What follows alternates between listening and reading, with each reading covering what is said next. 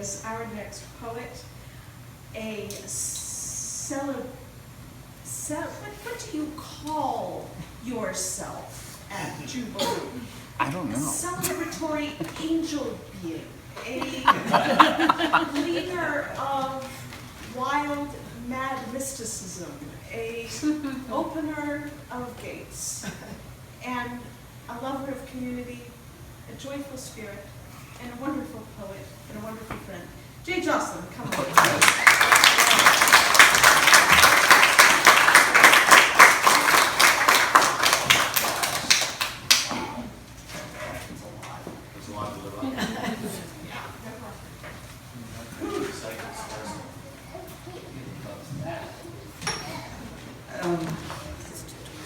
So it doesn't take a lot of convincing. I think we can all pretty much agree.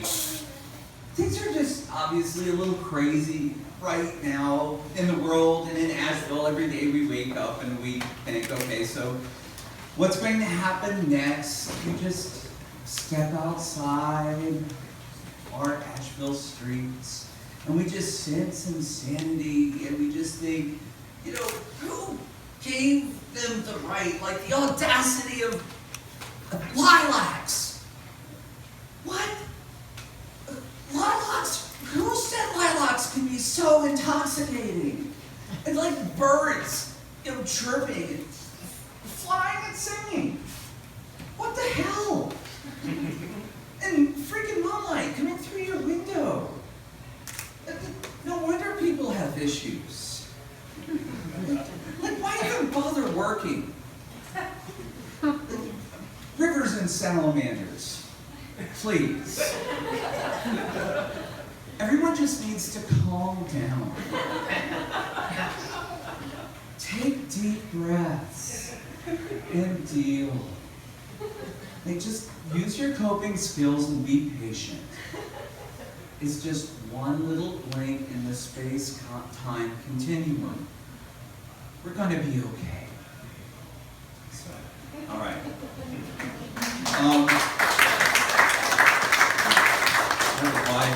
That's all I was going to do to introduce anything. So, I've just got a little bit of narrative and a couple of poems. I'm going to tell you about my first hermit crab. I named my first hermit crab Hermes, like any sensible 10-year-old would do. Endow a bewildered captive crustacean with the powers of the Hellenistic fleet-footed messenger god. So while he seemed kind of detached from Mount Olympus, my teeming pride could not be withheld as I told 5th grade about my hermit crab, Hermes. By day's end, the message was out that I had herpes. Now, I had not yet kissed boys, girls, or crustaceans. But along with everything else in pubescence, I also had featured this growth spurt in attempted sophistication. But Hermes, really, the gods were like, kid, you're in Jehovah country.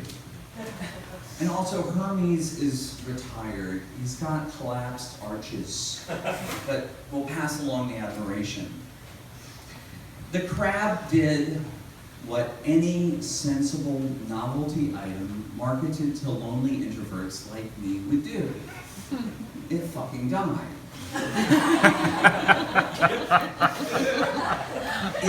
Its native habitat is not some only kid's room fraught with the dangers of pheromone tornadoes and angst-powered hairspray flamethrowers. Some of you pyros know what I'm talking about. The guilt overtook me. I killed a god, probably by neglect. My young mind then set about wondering what relationships might be like. So, you know, I'm one of those people, right, who finds meaning in everything. So the short biography of the sea-shelled son of Zeus was taken as a portent from on high, that my life and that critter would be intertwined forevermore. Thankfully, symbolism doesn't change my history. I incarnated independent of a sale from some gaudy beachside souvenir shop. I've existed free of cages and gawking kids. I do, however, inhabit my own little hermit ecosystem, strewn willy-nilly with little jazzy fascinations. I scamper along the tides of time, which will eventually pull me back in, with or without the farewell and fanfare of a pet's burial. My outer beingness has changed many times, so out of need, like a humble hermit crab, I look for shells. Now, for clarity, I don't literally scavenge the shells of dead friends. But sometimes these shells are too elaborate or too big to carry. Yet always, it's a spiral I curl into, hiding shyly, though everyone knows how to get me out. Not with powdered shrimp. It's something about purpose. Though it escapes me, the universe certainly recorded somewhere the exact circumstances around my first vow to become a real messenger. I would like to think it was a magical forest moment, though realistically I was probably reading Annie Dillard on the John. Regardless, a messenger strives against becoming absorbed by the message. It's being a funnel versus a sponge. The mythic messengers such as Hermes, Agni, Zakar, Usumu, Hermit, and Garuda, right here, my homeboy, followed orders from the mystery to deliver a message, yet they became deified or historical anecdotes, and their messages became lost. I honor them. So in my strange little house, in strange little hours using our imprecise language, I strive to scribble just one message that someday may surpass my name, a message that will fly the route of a homing pigeon, which coos upon landing, "My job is done here." Whatever that message is, I'll give credit to where credit is due. To my first and greatest miscommunication, PR fiasco, an intense desire to correct the record. His name is Hermes.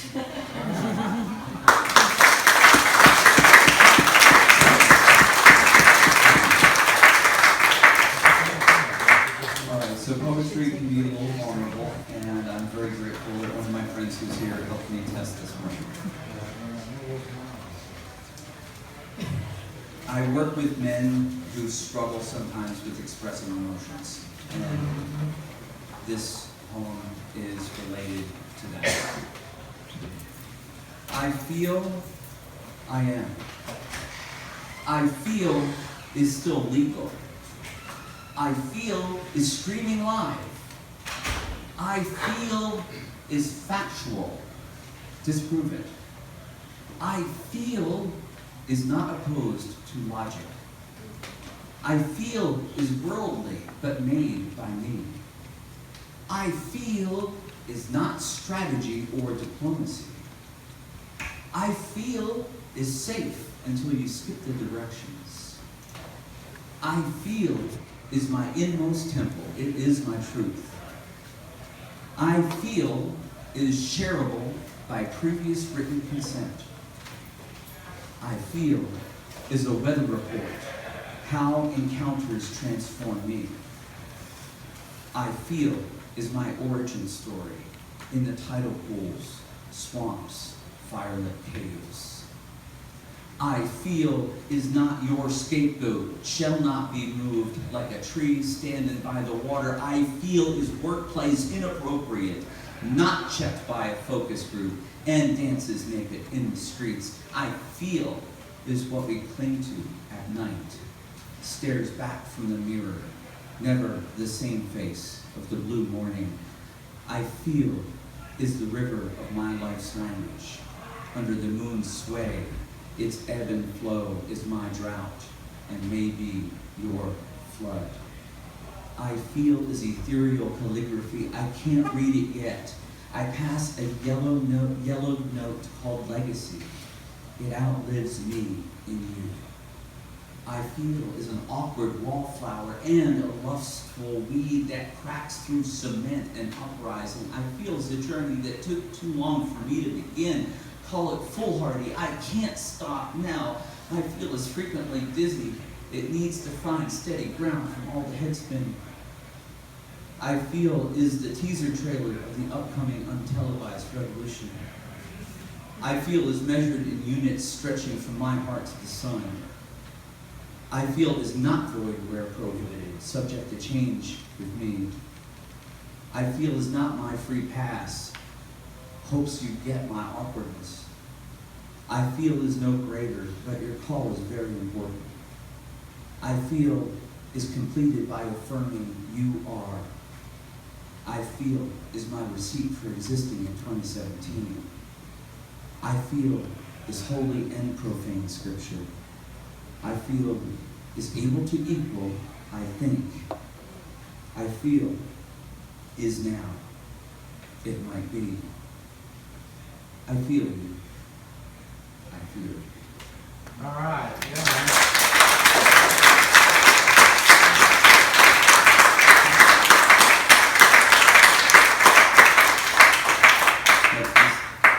Piece only came about because I was kind of forced to write it, and that was a real gift when you're asked to do something. Hey buddy, hey bro, are you man enough? Well, there's a box to check, M or F, the crossing of chromosomes X and Y, and of my time here. How do you measure that? All those rites of passage and the wrongs left behind. Categorically, I am male, Caucasian, American by persuasion, though I prefer Earthling. Being this human, I've had many shapes. Tadpoles, black holes, bottle rockets, holes in pockets, bird feather and turbulent weather, purple flowers and passionate hours. What makes me man enough? The answer, I think, is something more in the soul's eye and in the mind's dreaming than in a banner star-spangling, whatever's anatomically dangling. It's your own meaning, your own rebirth hanging. Check it.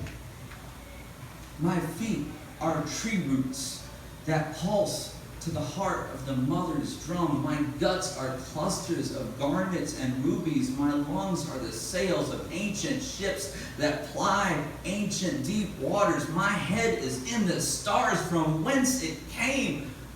We all dream galactic. We're all sane. Listen, men, women, trans, genderqueer. Now is time to break duality. We will overtake fear. Conceal not your body by a shroud of should be. Be unbound. Fly the sky infinite beyond the what, where, and why of the ordinary to classify. To claim your power to say that spirit is the gender that I identify. Listen. Receive these words as an invitation and exhalation. Spirit is the gender that I identify. Find a box to check for that. Yeah.